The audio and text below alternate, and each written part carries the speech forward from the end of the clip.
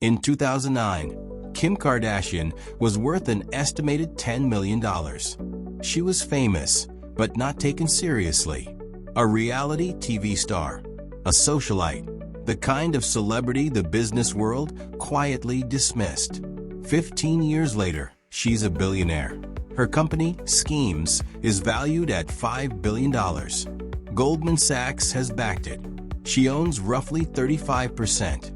Her net worth is estimated at $1.7 billion. What changed wasn't luck. It was strategy. Kim Kardashian grew up in Los Angeles, surrounded by proximity to power. Her father, Robert Kardashian, became nationally recognized during the O.J. Simpson trial. Her mother, Kris Jenner, understood something most people don't. Attention isn't random. It can be engineered. And more importantly, it can be monetized. From early on, Kim absorbed a principle that would define her entire career. Image isn't separate from value. It is value. Before becoming globally famous, she worked behind the scenes, styling celebrities like Paris Hilton. That experience wasn't just about fashion. It was about positioning. She saw how proximity to fame creates perceived importance, and how perceived importance can be turned into influence. In 2006, she opened a boutique with her sisters. Small business, limited scale, but strategically, it mattered. It was her first real exposure to selling products, not just building an image. Then 2007 changed everything. The leak of a private tape and the launch of Keeping Up with the Kardashians happened within months of each other. Most people would have gone into damage control. She didn't. She did the opposite. She leaned in. Instead of trying to escape the spotlight, she optimized it. Every episode became exposure. Every appearance became distribution. Every moment became content. What looked like reality TV was, in hindsight, something much more strategic. A personal media machine. She wasn't just becoming famous. She was building attention at scale. But attention alone doesn't create wealth. And this is where most people get it wrong. Her early business attempts were inconsistent. There were licensing deals, product collaborations, fashion lines. Some generated millions in revenue, but very little in actual ownership. Others failed completely. A cosmetics venture ran into legal issues. Certain product lines disappeared as quickly as they appeared. From the outside, it looked messy. From the inside, it was education. Because each failure exposed a weakness in the model. She learned 3 things that would later define her success. Control matters. Ownership matters. And audience demand is everything. She wasn't just building businesses. She was learning how businesses actually work. In public, by 2017, the strategy shifted. She launched Cake AW Beauty. This time, the structure was different. She owned it. She controlled it. And most importantly, she sold directly to her audience. An audience that had been watching her for over a decade. That matters. Because trust compounds. When the first product launched, it sold out within hours. Millions in revenue instantly. No traditional advertising. No retail dependency. Just direct-to-consumer scale. By 2020, Coty Incorporated acquired a 20% stake, valuing the company at $1 billion. That wasn't luck. That was leverage.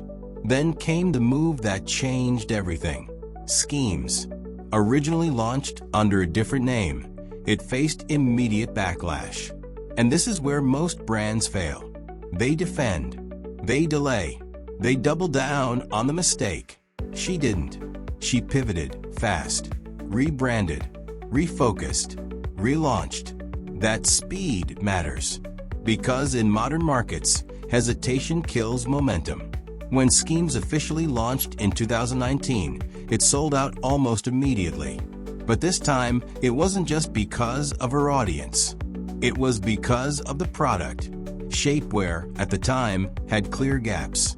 limited sizing, limited skin tones, uncomfortable materials. Skims fixed that. Inclusive sizing, wide shade ranges, better fabric. This wasn't celebrity merchandise. This was product market fit. And that's the difference between hype and sustainability. The market responded fast. Revenue surged. Demand scaled. Investors moved in. Valuations climbed from hundreds of millions to billions. Then came validation. A collaboration with Fendi sold out in minutes. That matters more than it sounds. Because luxury brands don't partner down. They protect their positioning aggressively. So when a brand like Fendi collaborates, it signals one thing: credibility. Then came partnerships with major sports organizations. And eventually, a high-profile collaboration with Nike. At that point, the transition was complete. Skims was no longer a shapewear company. It was a global brand. Then came expansion. Retail stores opened in major cities. International markets followed. New product categories were introduced: loungewear, menswear, foundations for beauty and skincare. This wasn't random growth. It was layered expansion. Build one category, dominate it, then extend into adjacent markets. The objective became clear. Not just a product line, a lifestyle ecosystem. Now here's the part most people oversimplify. She succeeded because she was famous. That explanation is incomplete, because there are countless celebrities with massive audiences whose businesses fail. Products flop, brands disappear, hype fades, fame gets attention. But attention doesn't guarantee conversion. Trust does. And trust is built over time. Consistency, visibility, repetition. For over a decade, Kim Kardashian stayed present. Not occasionally, constantly. She didn't just show up. She controlled the narrative. And when she finally attached products to that trust, the market responded. She also made one decision that changed everything. She stopped giving away ownership. Early on, she participated. Later, she owned. That shift is the difference between income and wealth. Because if you don't own the business, you don't control the upside. And when the real opportunity came, she kept control. Equity over exposure. Structure over short-term money. That's what turned influence into a billion-dollar outcome. By 2009, she was underestimated. By 2025, she's not just participating in business, she's being studied in it. A founder with a multi-billion-dollar company, a brand with global reach, an ecosystem built with precision. This wasn't accidental. It was engineered, step by step, failure by failure, pivot by pivot. People saw celebrity and assumed limitations. She saw celebrity as infrastructure, a distribution system, a leverage point, a foundation to build on, and she used it to create something far bigger than attention: ownership, scale, and lasting value.